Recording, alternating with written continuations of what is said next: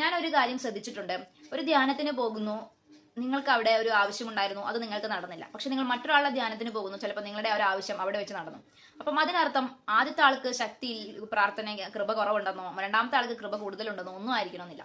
ദൈവം ചില ആത്മാക്കളെ ചില വ്യക്തികൾക്ക് ഏൽപ്പിച്ചു കൊടുത്തിട്ടുണ്ട്. ആ വ്യക്തിക്കാണ് നിങ്ങളുടെ ലൈഫിൽ മാറ്റം വരുത്താനായിട്ട് സാധിക്കത്തുള്ളൂ. ഇപ്പൊ ഒരു കുഞ്ഞിന് വേണ്ടി അപ്പനും അമ്മയും പ്രാർത്ഥിച്ചു കഴിഞ്ഞാൽ ഒരു പവർ ഉണ്ടാവും അല്ലെ? അതുപോലെ ആയിരിക്കണം എന്നില്ല മറ്റൊരാൾ പ്രാർത്ഥിക്കുന്നത്. സോ ചില ആത്മാക്കളുടെ രക്ഷ ചില മനുഷ്യരുടെ കയ്യിൽ ഏൽപ്പിച്ചിട്ടുണ്ട്.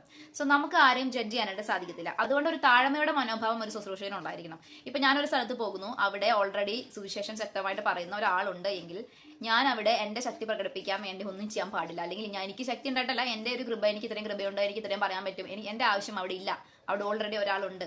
അതുപോലെ തന്നെ ദൈവം ചില മനുഷ്യരെ ചില കാര്യങ്ങളിലേക്ക് അയക്കും, ചില കാര്യങ്ങളിൽ നിന്ന് പിൻവലിക്കും, ചില കാര്യങ്ങൾ അയാൾക്ക് മാത്രമേ പറ്റത്തുള്ളൂ. ഇപ്പം എനിക്ക് തന്നെ വേറൊരാളോ ഞാൻ പറയും ഇന്ന ആളോട് സംസാരിച്ച് കഴിഞ്ഞാൽ നിങ്ങൾക്ക് കുറച്ചും കൂടെ ബെറ്റർ ആയിരിക്കും എന്ന് തോന്നും. കാരണം അത് നമ്മുടെ അദ്ദേഹത്തിന് അതിൽ കൂടുതൽ കൃപയുള്ള ആളായിരിക്കാം, അല്ലെങ്കിൽ അദ്ദേഹമായിരിക്കാം ഇത്തരം കാര്യങ്ങൾ ചെയ്യേണ്ടത്. മനസ്സിലായെന്ന് വിചാരിക്കുന്നു. ആകത്തുക ഇത്രയാണ് പറയാനുള്ളത്. ഒരു നാട്ടിൽ ഒരു പ്രവാചകൻ മതി എന്ന് പോലെയുള്ള ഒരു ആത്മീയമായ ഒരു തലമുണ്ട്. ഓരോ വ്യക്തിയെയും ദൈവം വിളിച്ചിട്ട് അദ്ദേഹത്തെ മാനിക്കും. അപ്പോൾ ഒരു വലിയ സമർപ്പണം നടത്തിയിട്ടാണ് ശുശ്രൂഷകൻ ഉണ്ടാകുന്നത്. അപ്പോൾ അയാൾ മാനിക്കുന്നത് കൊണ്ട് അയാൾക്ക് ഒരു പ്രത്യേകമായിട്ടുള്ള ഒരു ഇത് കൊടുത്തിട്ടുണ്ടായിരിക്കും. സോ അവിടെ അദ്ദേഹത്തിന്റെ തല ദൈവം എല്ലാ കാലത്തും ഉയർത്തി നിർത്തും. അവിടെ മറ്റൊരു ശക്തി അല്ലെങ്കിൽ മറ്റൊരു കൃപയുള്ള മനുഷ്യരുടെ സാന്നിധ്യം അവിടെ കൊണ്ടുവരേണ്ടതിന് ചിലപ്പോൾ ദൈവം അനുവദിച്ചു എന്ന് വരില്ല.